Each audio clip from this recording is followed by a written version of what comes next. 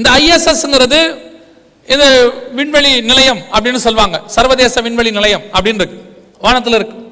இது எதுக்கு உருவாக்கி இருக்கிறாங்க அப்படின்னு கேட்டா அவங்க ரெண்டு காரணம் சொல்றாங்க. எதுக்கு உருவாக்கணுங்கிறதுக்கு அவங்க என்ன செய்யறாங்க, ரெண்டு காரணம். ஒன்னு அவங்க சொல்ற காரணம், உங்களை என்னையும் கொண்டு போய் நிலாவிலையோ இல்ல செவ்வாய் கிரகத்திலேயோ வாழ வைக்க போறாங்களாமா. மூன் ஆர் மாஸ் ஏதோ ஒண்ணுல என்ன செய்ய போறாங்க, வாழ வைக்க போறாங்களாமா. இது முழுக்க முழுக்க பொய். எதுக்காக இது பொய்ன்னு சொல்றோம்? அவ்வளவு பெரிய விஞ்ஞானம், எத்தனாயிரம் கோடி ரூபாய் செலவு பண்ணி அவங்க ஆராய்ச்சி பண்ணிக்கிட்டு இருக்கிறாங்க.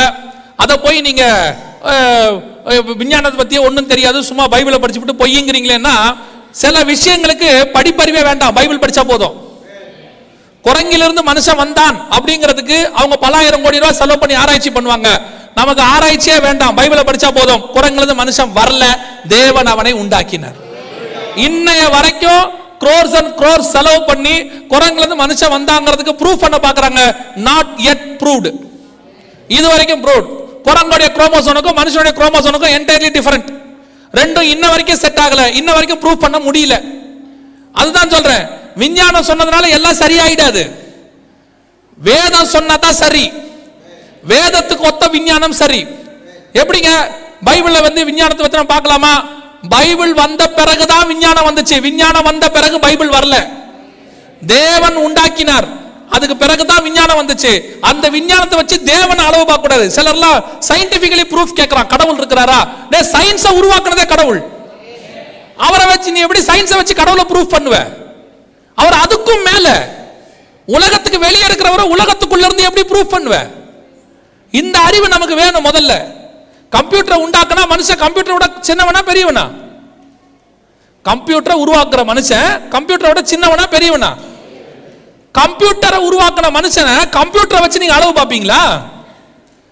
அவன் நினைச்சா கம்ப்யூட்டரை என்ன வேணாலும் செய்யலாம். அதே மாதிரிதான் பூமியை உண்டாக்கின தேவன் பூமியை விட பெரியவர். பூமியில இருக்கிற மனுஷனையோ பூமியில இருக்கிற சயின்ஸையோ வச்சு பூமிக்கு வெளியே இருக்கிற தேவனை நிர்ணயம் பண்ண கூடாது. சயின்ஸ் இன்னைக்கு ஒரு கதை சொல்லும், நாளைக்கு ஒரு கதை சொல்லும். நான் படிக்கும் போது ஸ்கூல் காலேஜில் படிச்சுக்கிட்டு இருக்கும் போது டைனோசர் காலம் வேற, மனுஷ காலம் வேறன்னு சொன்னாங்க.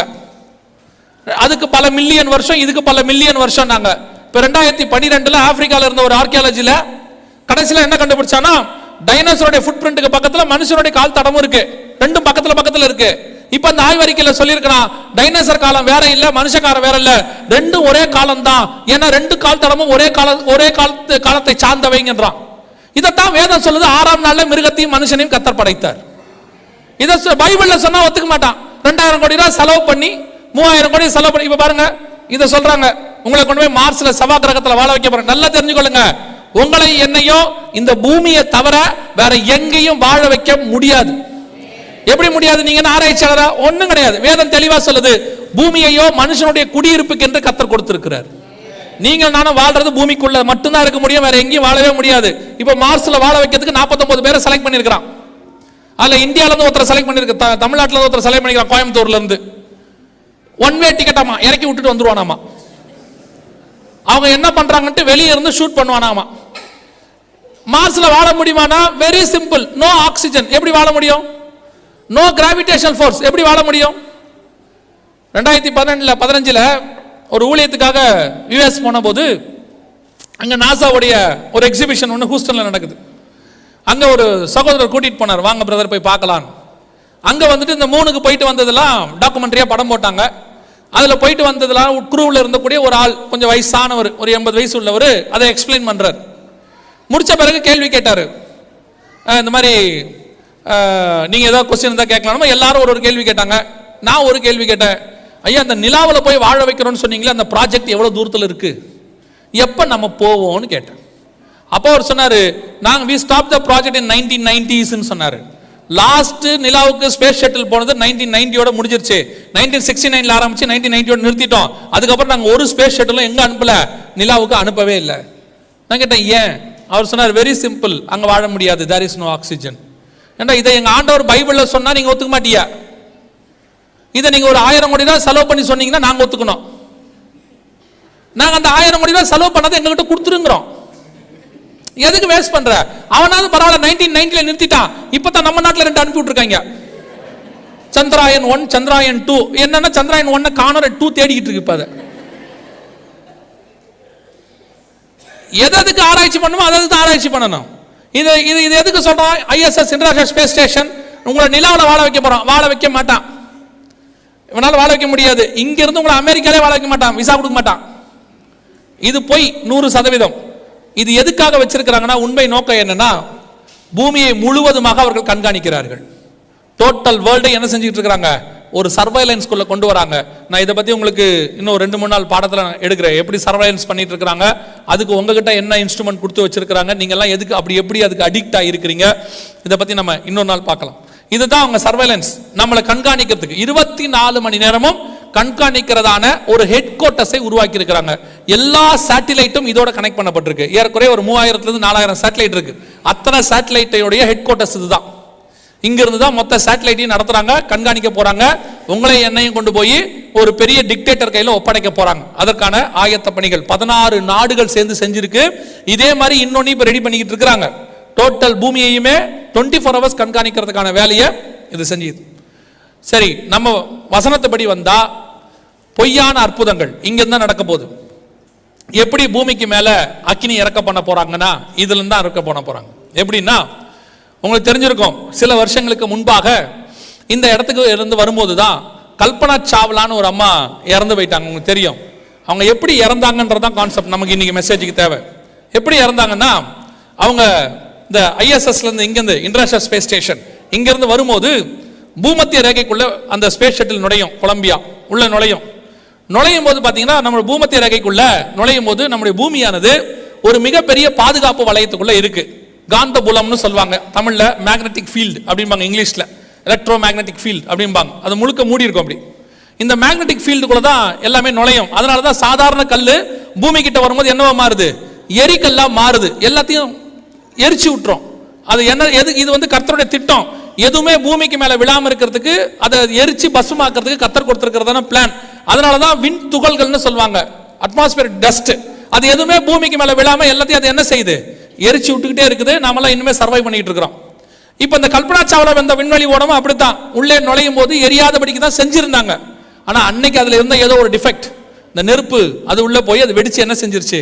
செதறிடுச்சு. அப்ப இதுல இருந்து நமக்கு என்ன ஒரு விஷயம் தெரியுதுன்னு கேட்டீங்கன்னா, வானத்துல இருந்து எது பூமிக்குள்ள நிலைஞ்சாலும் நாம பத்த வைக்க வேணாம், அதுவே என்ன செய்யும்? பத்த வச்சுக்கொள்ளும். இப்ப என்ன பண்ண போறாங்கன்னா, இந்த ISSல இருந்து பூமிக்குள்ள ஒரு ரசாயனத்தை ஒன்று அனுப்ப போறாங்க. இது எங்க இருக்குன்னா, ஒரு 40,000 கிலோமீட்டருக்கு அந்த பக்கத்துல இருக்கு. அனுப்ப போறாங்க. அந்த ரசாயன கேஸ், நம்ம சொல்லக்கூடியதான ரசாயன வாயு, அது பூமத்திய ரேகைக்குள்ள நுழையும் போது இந்த நெருப்புல தானாவே என்ன செய்யும்? தீ பற்றி கொள்ளும். அந்த நேரத்தில் கீழே இருக்கிற சர்வாதிகாரி சொல்லுவான், வானத்துல இருந்து அக்கினி இறங்க போகுதுன்னு சொல்ல போறான். அந்த அவங்க சொல்றதுக்கும் இவங்க அனுப்புறதுக்கும் எப்படி இருக்கும்? கரெக்டாக இருக்கும். அப்படி வருமா அப்படின்னு கேட்டீங்கன்னு சொன்னா, இப்போ உங்க வீட்டில் இருக்கக்கூடிய சிலிண்டர் கேஸ் உங்களுக்கு தெரியும், லீக் ஆகுதுங்கிறத எப்படி கண்டுபிடிக்கிறீங்க? அந்த ஸ்மெல் அது கிடையவே கிடையாது. அந்த ஸ்மெல் யார் வைக்கிறதுனா, அந்த கேஸை அடைக்கிறவங்க வைக்கிறது. எதுக்காக அந்த ஸ்மெல் வைக்கிறாங்கன்னா, நீங்க லீக் ஆனா கண்டுபிடிக்கிறதுக்காக வைக்கிறாங்க. ஒருவேளை அந்த ஸ்மெல் இல்லாட்டி எப்படி கண்டுபிடிப்பீங்க? கண்டுபிடிக்க முடியாதா? ஒரே ஒரு தீக்குச்சி தான் வச்சீங்கன்னா கண்டுபிடிக்கலாம், ஈஸியா கண்டுபிடிக்கலாம். பட் நீங்க கண்டுபிடிச்சது சொல்ல முடியாது யாருக்கிட்டையும், அவ்வளவுதான் விஷயம். அப்ப நல்லா தெரிஞ்சுக்கொள்ளுங்க, இந்த ரசாயன கேஸ், அதுக்குள்ள இருக்க LPG, இது என்ன ஆகுது? ஆகும்போது தானாகவே தீப்பற்றி கொள்ளும். அதே சிஸ்டம் தான் இங்கிருந்து ஒரு கேஸ் ரசாயனம், அதுவும் அவர்கள் விரும்பத்தக்க ரூபத்தில் அனுப்புவாங்க. இப்ப லேசர் மாதிரி விரும்பத்தக்க ரூபத்தில் அனுப்பும் போது அந்த சர்வாதிகாரி சொல்லுவான், வானத்திலிருந்து அக்கினி இறங்கும். ஏன்னா எலியா காலத்துல இப்படி ஒரு அற்புதம் என்ன செஞ்சிருக்கு? நடந்திருக்கு. எலியா இறக்கிட்டு, எலியா யார தேவன் சொன்னானோ அவனே தேவன், கர்த்தரே தேவன் என்று அவன் என்ன செஞ்சாரு? ஆர்ப்பரித்தார். அப்போ இவன் இறக்கிட்டு யார தேவன் சொல்லுவான்னா, தன்னை தேவன் என்று சொல்லுவான். தானியேல் புஸ்தகம் 11ஆம் அதிகாரம் 37வது வசனம் வாசிங்க. தானியேல் புஸ்தகம் 11:37. அவன் தன் பிதாக்களின் தேவனை மதியாமலும் ஸ்திரீகளின் சிநேகத்தையும் எந்த தேவனையும் மதியாமலும் எல்லாவற்றுக்கும் தன்னை பெரியவனாக்கி அரண்களின் தேவனை தன் ஸ்தானத்திலே கனம் பண்ணி, அதாவது தன்னை எல்லாருக்கும் மேல உயர்த்துவான். நெருப்பை இறக்கிட்டு எலியா சொன்னாரு, கர்த்தரே தேவன். நெருப்பை இறக்கிட்டு இவன் சொல்லுவான், நானே தேவன். தன்னைத்தான் தேவன் என்று காண்பிக்கிறவனாயும் இருப்பான். இப்போ தேவன் என்று தன்னை காண்பிக்கிறதுக்கு பிசாசு இறக்குவதற்கான எல்லா வேலைகளையும் செஞ்சிருக்கு. ஏன் நெருப்பை இறக்குறாங்க அப்படின்னு கேட்டீங்கன்னா, ஒன்று யூதர்களை நம்ப வைப்பதற்கு. வேதம் சொல்லுது யூதர்கள் அடையாளங்களை தேடுகிறார்கள். இரண்டாவது, உலகத்தில் உள்ள எல்லா மதத்திலும் நெருப்பு தெய்வமாக பார்க்கப்படுகிறது. எந்த மதத்துக்கு போனீங்கன்னா ஒரு நெருப்பு இருக்கும். அது அவங்கவுங்க அளவில் ஏதோ ஒன்று. இப்போ சீனர்கள் வீடுகள்லாம் போனீங்கன்னா ஒரு சிவப்பு கலர் விளக்கு ஒன்று வச்சிருப்பாங்க. எல்லா மதக்காரங்களும் ஒரு நெருப்பு என்ன செய்வாங்க, வச்சிருப்பாங்க. அப்ப நெருப்பை பார்த்தா கடவுளை பார்த்ததா அவங்களுக்கு எண்ணம். அப்ப இவன் நெருப்பை இறக்கும் போது தேவனே இறங்கினதாக அவர்கள் நம்புவார்கள். அதை இறக்கின அவனை தேவனாக ஏற்றுக்கொள்வார்கள். அத்தனை பேரையும் நம்ப வைப்பதற்கு ஒரு பொய்யான அற்புதம் நடைபெற போகிறது. அதற்கான ஆயத்த பணி எல்லாம் தயாராக இருக்கு. அதுக்கு தான் திருப்பியும் சொல்றேன், அற்புதங்களை கண்டு ஏமாறாதிருங்கள். யார் அற்புதங்களை செய்தாலும் அற்புதங்களை வைத்து ஊழியக்காரரை தயவு செஞ்சு என்ன செய்யாதீங்க, டிசைட் பண்ணாதீங்க. அந்த ஊழியக்காரனுடைய வசனத்தையும் அந்த ஊழியக்காரனுடைய கனிகளையும் வைத்து தான் என்ன செய்யணும், டிசைட் பண்ணணும். வேதம் அப்படித்தான் சொல்லுது. அதனால ரெண்டாவது, வானத்திலிருந்து அக்கினி இறங்குவதற்கு எல்லாம் தயாராக இருக்கு. இன்னும் ஒரு காரியம் இருக்கு, வாசிங்க 13ஆம் அதிகாரம் வெளிப்படுத்தின விசேஷம் 15வது வசனத்தை வாசிங்க. வெளிப்பாடு 13:15 வாசிங்க. மேலும் அம்மிருகத்தின் சொரூபம் பேசத்தக்கதாக. சொரூபம்னா சிலை, ரூபம்னா நம்மள மாதிரியே இருக்கிறதுக்கு பேரு சொரூபம், சமஸ்கிருத வார்த்தை அது. சொரூபம் என்றால் சிலை. மேலும் அம்மிருகத்தின் சிலை பேசத்தக்கதாகவும், அப்புறம் அந்த சிலையை வணங்காத யாவரையும் என்ன செய்யுமா, கொலை செய்யத்தக்கதாக. இரண்டாவது, முதல்ல மிருகத்தின் சொரூபம் பேசும், பார்க்கும், பேசும். இரண்டாவது, வணங்காதவங்களை கொலை செய்யும். அடுத்து, மிருகத்தின் சொரூபத்திற்கு ஆவியை கொடுக்கும்படி அதற்கு சத்துவம் கொடுக்கப்பட்டது. மூன்றாவது, அதற்கு சத்துவம் கொடுக்கப்படும். இந்த மூன்று காரியங்களை வெளிப்படுத்தல் 13:15 ஆண்டவர் சொல்றார். இந்த வசனம் கொடுக்கப்பட்டு 1900 வருஷம் ஆகுது. நல்லா தெரிஞ்சுக்கொள்ளுங்க. வெளிப்பாடு 13:15 கொடுக்கப்பட்டு 1900 வருஷம் ஆகுது.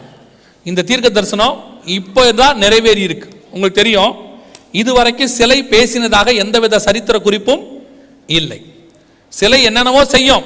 சிலை கண்ணை திறந்துச்சு, சிலை அழுதுச்சு, அப்புறம் சிலை பால் குடிச்சிச்சு, அப்புறம் மாதா ரத்த கண்ணீர் வடிச்சிச்சு, அப்புறம் சாதா கண்ணீர் வடிச்சிச்சு. இப்படி நிறைய இருக்குது இல்லையா? நீ கேள்விப்பட்டிருக்கீங்க தானே? மாதா ரத்த கண்ணீர் வடிச்சதெல்லாம் கேள்விப்பட்டிருக்கீங்களா? என்னைக்காவது ரத்த கண்ணீர் வடிக்கிற மாதா வாய் திறந்து சொல்லியிருக்கா ஏன் வடிக்கிறேன்னு? அழுவுற மாதா சொல்லிடலாம்ல வாய் திறந்து ஏன் அழுவுறோன்னு.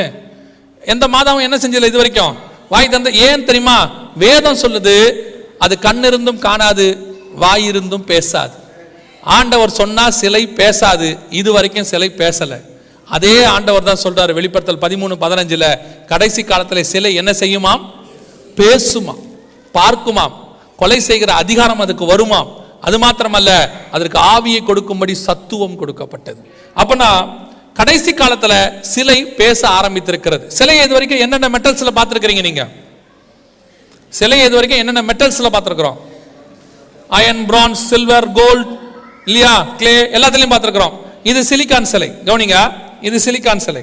சிலிக்கானா வேற ஒன்றும் இல்லைங்க. சிலிக்கான் சொல்றோம் என்னன்னா மண்ணு, சாதாரண மண்ணு. இதை எடுத்து லேப்ல கொடுத்து என்ன செய்வாங்க, கெமிக்கலையே மாத்துவாங்க. மாத்தும் போது அது சிலிக்கானா மாறும். அந்த சாண்டு தான் சிலிக்கானா மாறும். அதைத்தான் சிலிக்கான்ல செய்யப்பட்ட. நம்ம மண்ணுல செஞ்சதுனால சிலையை இப்ப எதுல செய்யறான், மண்ணுல செய்யறான், சிலிக்கான்ல செய்யறான். அதான் சிலிக்கான் சிலை. இது பாருங்க, இதுக்கு பேரு ஜியான் பேரு. வேர்ல்டுலே த மோஸ்ட் இன்டராக்டிவ் ரோபோட்னு சொல்லுவாங்க. இன்டராக்டிவ் ரோபோட்னா கூட கூட பேசுற ரோபோட். எந்த கேள்வி கேட்டாலும் பதில் சொல்லும், எல்லா கேள்விகளுக்கும் பதில் சொல்லும். இதுல அந்த சிவப்பு கலர் தான் ரோபோட். நீங்க அதை தப்பா எடுத்துடக்கூடாது. ரெண்டுல எதுன்னு பார்க்க கூடாது. ஏன்னா இதை விட இதுதான் ரோபோட் மாதிரி இருக்கும் பார்க்கறதுக்கு. ஆக்சுவலா அதுதான் ரோபோட். எனக்கு இந்த ரோபோட்டை பார்க்கும்போது ரொம்ப ஆச்சரியப்பட்டது என்னன்னா, இதை செஞ்சவன் எவ்வளவு பெரிய அறிவாளி பாருங்க. இந்த கூட கூட பேசுற ரோபோட்டை பெண் ரோபோட்டா செஞ்சிருக்கிறான் பாருங்க. அவனுக்கு தெரியும் ஆண் ரோபோட்டா பேசினா 4 லைனுக்கு மேல அது பேசாது, அதுக்கப்புறம் அமைதியாயிரும், அவ்வளவுதான். அதுக்கு மேல பேச வராது, அது அவ்வளவுதான். 2 வார்த்தை பேசி பார்ப்போம், முடியாது, அவ்வளவுதான், சாஃப்ட் ஆயிரும். இது ஒன்று தான் பேசிக்கிட்டே இருக்கும். அது எவ்வளவு அறிவாளி இருப்பாங்க அவன். இதுக்கு பேரு ஜியான் பேரு. இதுக்கு முன்னாடி ஒன்று இருந்துச்சு, அசிமோவ் டெக்னாலஜின்னு சொல்லுவாங்க, ஜப்பான்ல செய்யப்பட்டது. இந்த அசிமோவ் டெக்னாலஜி இப்ப இந்தியாவுக்கு வந்திருக்கு. இதுதான் அசிமோவ் டெக்னாலஜி.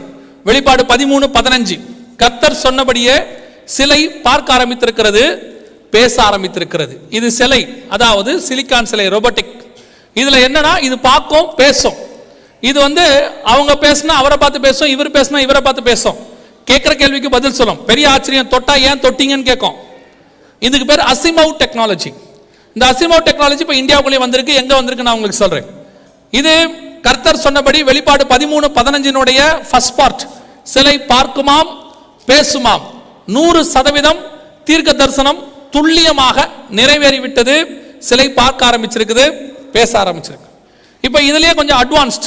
சிலை என்ன செய்ய ஆரம்பிச்சிருக்குன்னு கேட்டீங்கன்னா, வேலை செய்ய ஆரம்பிச்சிருக்கு. டீச்சரா வேலை செய்து, ஹோட்டல்ஸ்ல வேலை செய்து, மனுஷனை ரீப்ளேஸ் பண்ணிக்கிட்டே வருது. மனுஷனை என்ன செய்யுது? ரீப்ளேஸ் பண்ணிக்கிட்டே வருது. சவுண்ட் கொடுக்கலாமா? சவுண்ட் இல்ல, சரி கவனிங்க. இப்போ இது ரீப்ளேஸ் பண்ணிக்கிட்டே வருது. நீங்க சில பேசுறத கேட்கணும்னு நினைச்சேன் நான், வேற ஒன்றும் இல்லை. 100% தீர்க்கதரிசனம் நிறைவேறினது. அபி அதை கனெக்ட் பண்ணி பாரு. அபி கனெக்ட் பண்ணு. Okay right. கவனிங்க, சவுண்ட் இருக்கா? சரி வேண்டாம் வேண்டாம் விட்டுருங்க. No no no no time. கேளுங்க. இது சென்னையில் வந்திருக்கிற ரோபோட் ஹோட்டல். இதுல சர்வர்ல இருந்து எல்லாமே ரோபோட் தான். மனுஷனுக்கு ஆல்டர்னேட்டா ஓனருக்கு பதிலாக ரோபோட் தான் இப்போ என்ன வந்திருக்குது. அதுக்கு அதிலே டச் ஸ்கிரீன் இருக்கு. நீங்க என்ன வேணாலும் அதுக்கு ஆர்டர் கொடுக்கலாம், அதுவே சர்வ் பண்ணும், எல்லாமே செய்யும். இது சென்னையில் வந்துச்சு, அடுத்து கோயம்புத்தூர்ல வந்திருக்கு ரோபோட்டிக் ஹோட்டல்.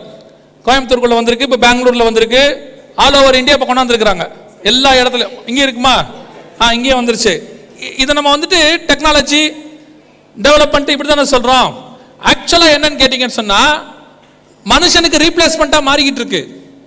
மனுஷன் இடத்துக்கு இது என்ன செஞ்சுக்கிட்டு இருக்கு? வந்துகிட்டு இருக்குது ரோபோட். இப்போ இது ஃபர்ஸ்ட் ஸ்டேஜ், பார்க்க ஆரம்பிச்சிருக்கு, பேச ஆரம்பிச்சிருக்கு. அடுத்து மனுஷனை கண்ட்ரோல் பண்ண ஆரம்பிச்சிருக்கு. எப்படி கண்ட்ரோல் பண்ண ஆரம்பிச்சிருக்கு? இது பாருங்க, துபாய் ஷாப்பிங் மால்ஸ்ல பல இடங்கள்ல ரோபோகாப் அப்படின்னு சொல்லுவாங்க.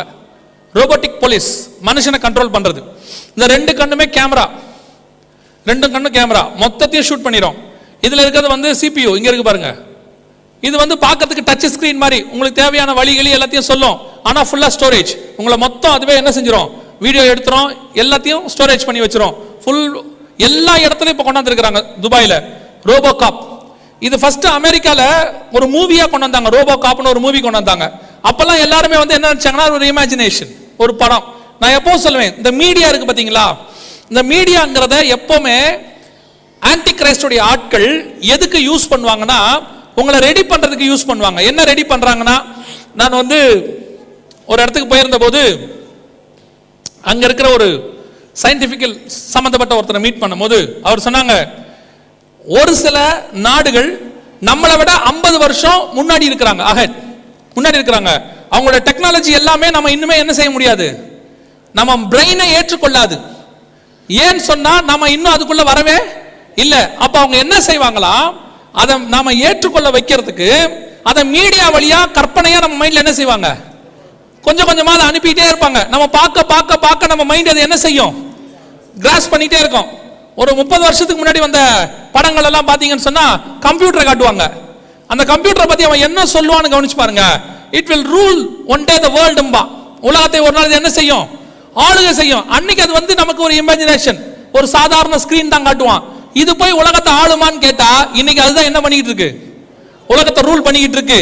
அதுதான் அவங்க அன்னைக்கே அட்வான்ஸ்டா கம்ப்யூட்டர் கொண்டாந்து உலகத்தை ரூல் பண்ற அளவுக்கு வச்சிருந்தாங்க. பட் அன்னைக்கு நம்ம மைண்ட் அதை என்ன செய்யாது, ஏற்றுக்கொள்ளாது. அதை மூவி வழியா நமக்கு சொல்லிட்டே இருப்பாங்க.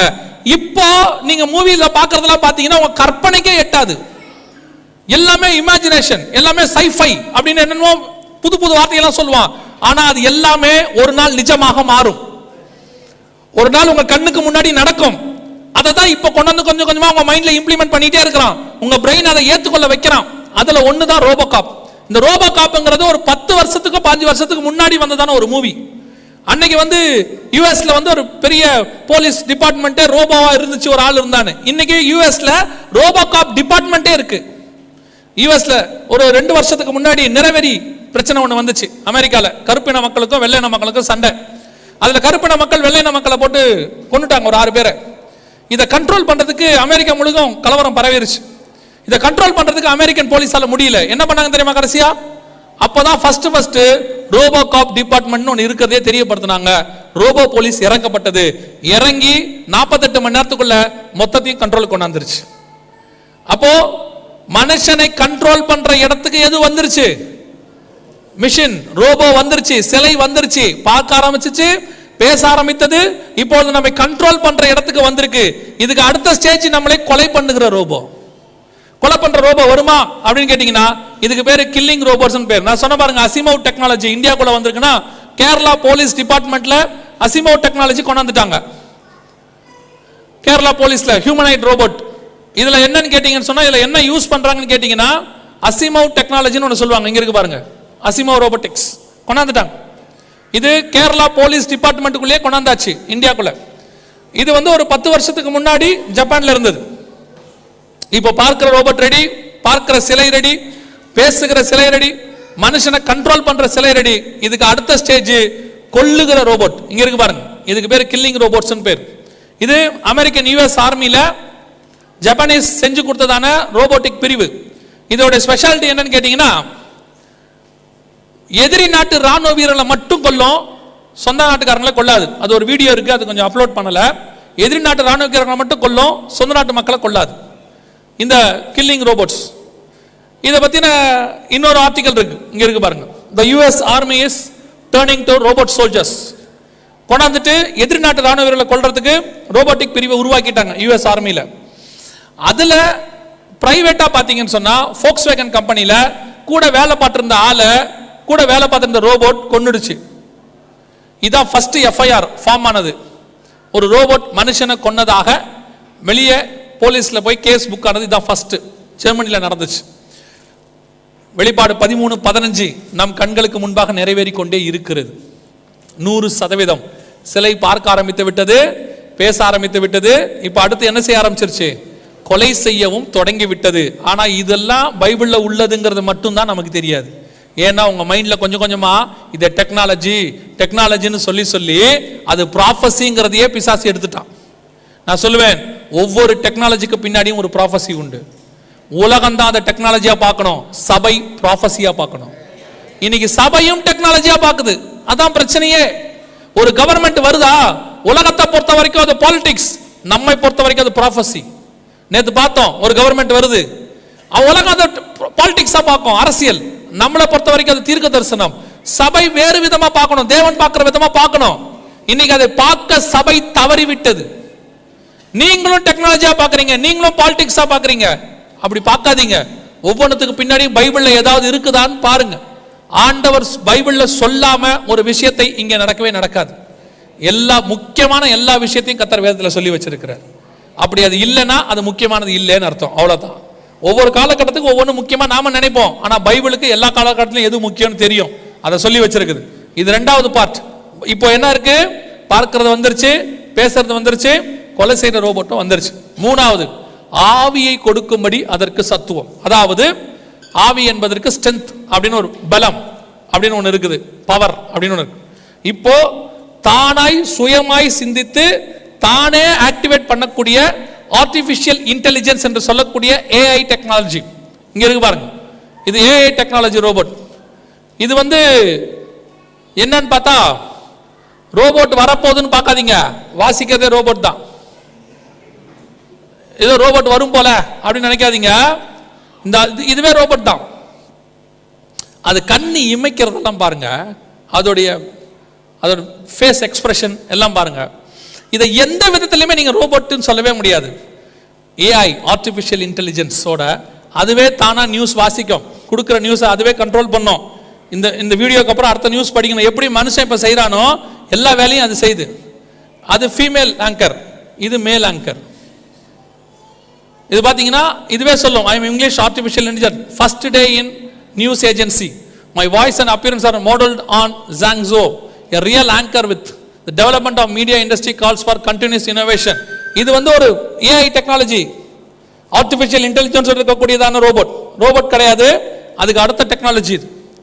கர்த்தர் சொன்ன வெளிப்பாடு 13:15 100% நிறைவேறி விட்டது. யோசிச்சு பாருங்க, 2000 வருஷத்துக்கு முன்னாடி பத்மு தீவுல ஒரு அடிமைகள் இருக்கக்கூடிய இடத்துல அன்னைக்கு யோவானுக்கு வெளிப்படுத்தினது 1900 வருஷம் கழித்து நம் காலத்திலே நம் கண்களுக்கு முன்பாக 100% ஆம் என்றும் நிறைவேறி விட்டது. அல்லேலூயா. அதுதான் வேதம், அதுதான் வேதம். அந்த வேதத்தை தியானிச்சாதான் இதெல்லாமே கிடைக்கும். எல்லாத்தையும் வெளிப்படுத்தின விசேஷம் 22 அதிகாரத்துக்குள்ள எல்லாவற்றையும் கர்த்தர் சொல்லி வச்சிருக்கிறார்.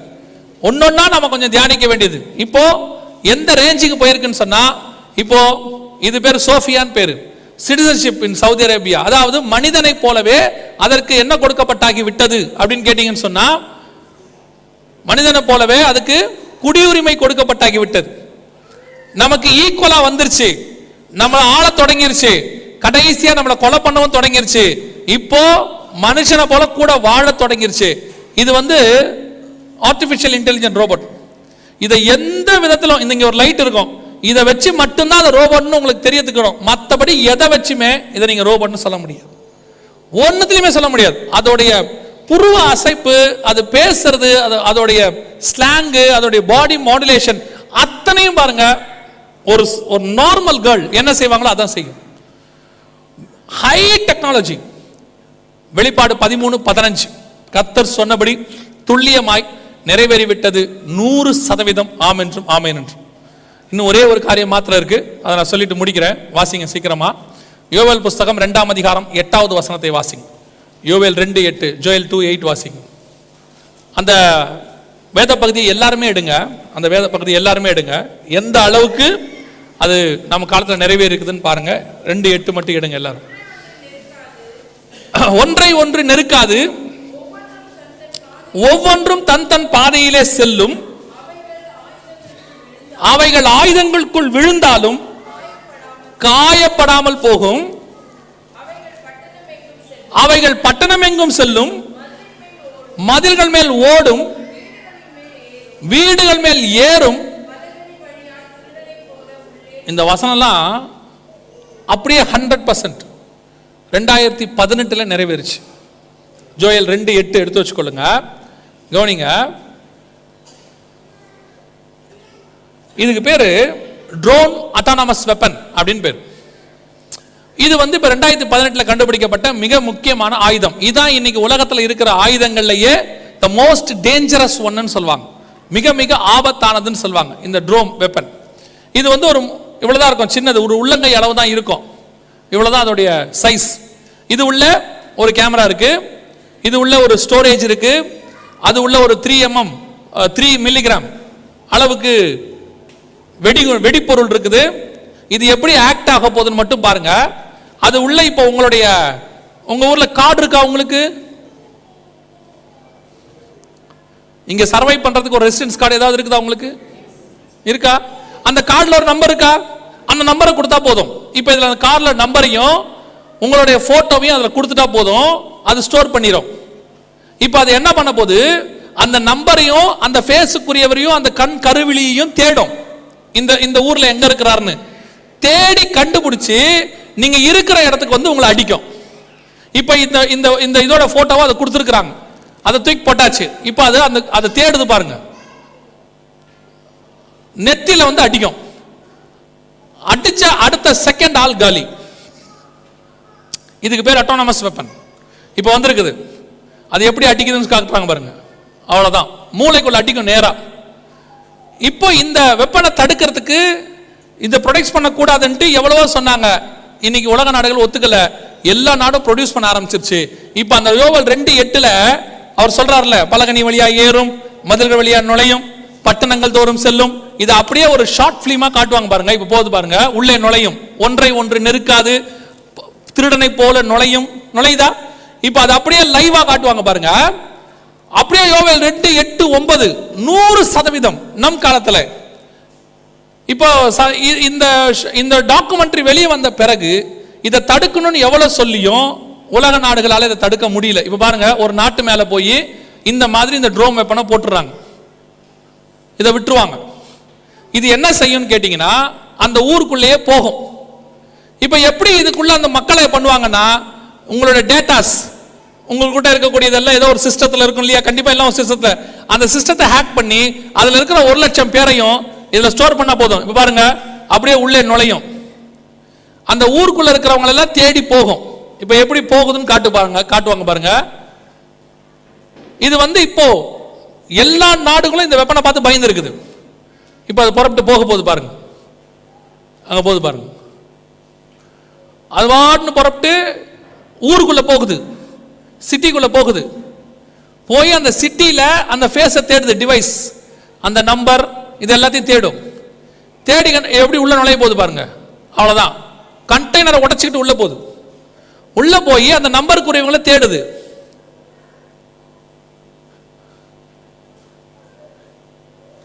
எப்படி தேடுது பாருங்க. எல்லாரையும் அடிக்கல, அந்தந்த நம்பருக்குரியவங்களை மட்டும் தான் தேடுது.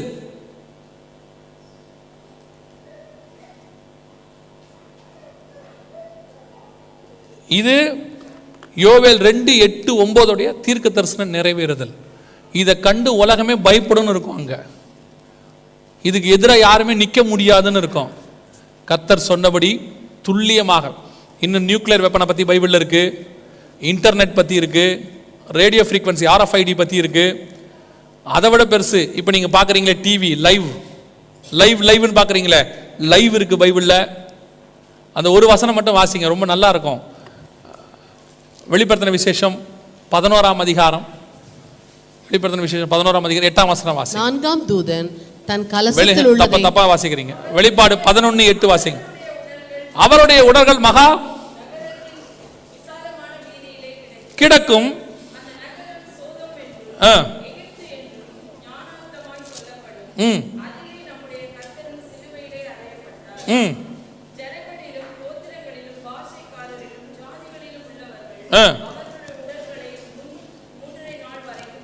மூன்றரை நாள் வரைக்கும் ஜனங்களிலும், அந்த வசனம் திருப்பி அதை மட்டும் திருப்பி வாசிங்க. ஜனங்களிலும் கோத்திரங்களிலும் பாஷைக்காரரிலும் ஜாதிகளிலும் உள்ளவர்கள். எப்படி சாத்தியம்? 2000 வருஷத்துக்கு முன்னாடி இந்த வசனம் 2000 வருஷத்துக்கு முன்னாடி எப்படி சாத்தியம்? எருசலேம்ல தெருவுல செத்து கிடக்கிற 2 பேரை உலகத்துல இருக்கிற அத்தனை பேரும் பார்ப்பாங்கன்னு பைபிள் சொல்லுது. அன்னைக்கு 2000 வருஷத்துக்கு முன்னாடி இயேசு எருசலேம்ல அடைக்கப்பட்டத உலகத்துல உள்ள எல்லாரும் பார்த்தாங்களா? அந்த காலகட்டத்தில் தான் இந்த வசனம் வருது. கடைசி காலத்துல 2 பேர் செத்து கிடப்பாங்க, உலகத்தில் இருக்கிற எல்லாரும் பார்ப்பார்கள். இன்னைக்கு எருசலேம்ல ஒண்ணு நடந்தா உலகத்தில் இருக்கிற எல்லாரும் பார்ப்பார்கள், லைவா பார்ப்பார்கள். அன்னைக்கு ஆண்டவர் சொல்றாரு. எவ்வளவு பெரிய தீர்க்க தரிசனம் பாருங்க. இந்த கற்பனை அன்னைக்கு நடக்குமா? எருசலேம்ல செத்து போன ஒருத்தனை 3 நாளைக்குள்ள எல்லாரும் பார்ப்பாங்கன்றது அன்னைக்கு அந்த கற்பனைக்குள்ள வருமா? ஆனா இன்னைக்கு நம்மளுக்கு நார்மலா இருக்குது. ஏன்னா நம்ம காலத்துல அந்த தீர்க்க தரிசனம் நிறைவேறிடுச்சு. அதுக்கு அடுத்த வசனம் வாசிங்க பார்ப்போம். அவ்விரண்டு தீர்க்கதரிசிகளும் பூமியின் குடிகளை வேதனைப்படுத்தினபடியால் அவர்கள் நிமித்தம் பூமியில் குடியிருக்கிறவர்கள் சந்தோஷப்பட்டு களி கூர்ந்து ஒருவருக்கொருவர் வெகுமதிகளை அனுப்புவார்கள். 3.5 நாளைக்கு பின்பு. எத்தனை நாளைக்குள்ள அனுப்புவாங்க? அப்ப 3 நாளைக்குள்ள உலகத்துல இருக்கிற அத்தனை பேரும் ஒருத்தருக்கு ஒருத்தர் கிஃப்ட் அனுப்புவானா? அன்னைக்கு அனுப்ப முடியுமா? நம்ம காலத்திலேயே ஒரு 20 வருஷத்துக்கு முன்னாடி லெட்டர் போட்டா வந்து சேர்றதுக்கு 15 நாள் ஆகும். நான் சொல்ற சரிதானே? புரியுமா உங்களுக்கு? ஒரு 30 வருஷத்துக்கு முன்னாடி லெட்டர்னு ஒன்று போட்டா பாதி பேருக்கு வரவே வராது, என்ன ஆச்சுன்னே தெரியாது. நம்ம அன்னைக்கெல்லாம் அதான் நிலைமை. 3 வாரம் 4 வாரம் ஆகும். ஆனா பைபிள் சொல்லுது 3.5 நாளைக்குள்ள உலகத்தில் உள்ள ஒருத்தர் என்ன அனுப்புவாங்க?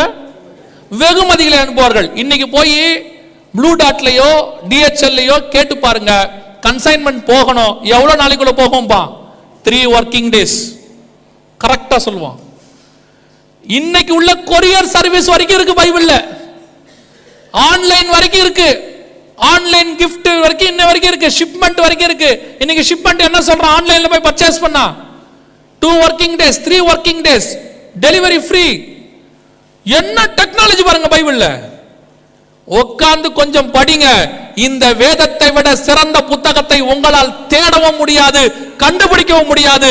கர்த்தர் எழுதி கொடுத்த மகத்துவமான புத்தகம் ஒன்றே ஒன்று என்று சொன்னால் நம்முடைய பரிசுத்த வேதாகமம் மட்டுமே. அல்லேலூயா. 100% ஆதாரபூர்வமானவை, 100%. நியூக்ளியர் வெப்பன் இருக்கு, இது உள்ள யூஸ் பண்ற டேங்க் இருக்கு, ஹெலிகாப்டர்ஸ் இருக்கு, ஃபிளைட் இருக்கு, வார் இருக்கு, எல்லாம் இருக்கு பைபிள்ல. என்ன உட்கார்ந்து கொஞ்ச நேரம் படிக்கணும்?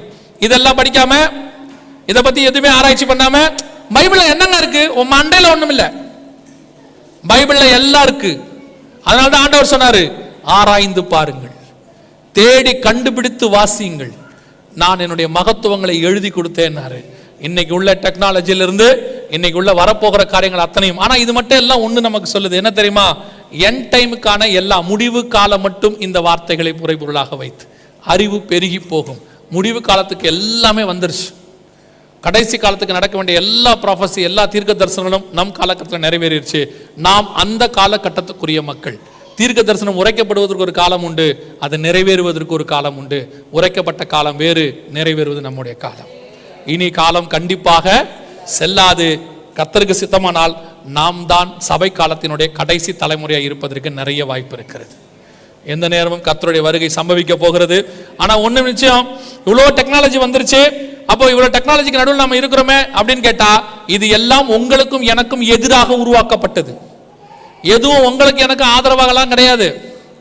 இருக்கிற மெடிசன் உங்க உயிரை போக்காம பாதுகாக்க போகுது. ஐயோ நல்லது தானே, இல்ல இல்ல, அந்திகிறிஸ்து ஆட்சியில சாக விடாம தடுத்து நிறுத்த போகுது. ட்ரோன் வெப்பன் உங்களை கொல்ல போகுது. ISS இன்டர்நேஷனல் ஸ்பேஸ் ஸ்டேஷன் உங்களை கண்காணிக்க போகுது. ரோபோட்டிக்ஸ் உங்களை ஒரு நாள் கொலை செய்ய போகிறது, உங்களை நடத்த போகிறது, உங்களை சித்திரவதை பண்ணப்பட போகிறது. இது எல்லா டெக்னாலஜியும் உங்களுக்கு எதிராக செயல்படுவதற்காக கொண்டு வரப்பட்டது. ஆனால் இவைகள் எல்லாம் ஆக்டிவேட் ஆகி ஒட்டுமொத்தமாக இந்த உலகத்தை ஆளுகை செய்வதற்கு முன்பதாக உங்களையும் என்னையும் மீட்க வருவேன் என்று இயேசு வாக்குத்தத்தம் பண்ணி இருக்கிறார். அல்லேலூயா. இயேசு சொன்ன இத்தனை காரியங்களும் துல்லியமாக நடக்குமானால் அவர் வருவேன் என்கிற வாக்கு தத்தமும் மிக துல்லியமாய் நடக்கும். அது ஒரு நாளும் தவறி போகாது. நம்ம ஆண்டவர் வேற எங்கேயுமே இல்ல. வேதம் தெளிவா சொல்லுகிறது, இதோ நான் வாசப்படியில் நின்று கதவை தட்டி கொண்டிருக்கிறேன். வாசல்ல நிற்கிற இயேசு எந்த நிமிஷமும் உள்ளே வருவார். அவர் புத்தி உள்ள கன்னிகளை அழைத்து கொண்டு போகிறார். ஒவ்வொரு நாளும் இந்த வருகைக்கு ஆயத்தப்படுங்க.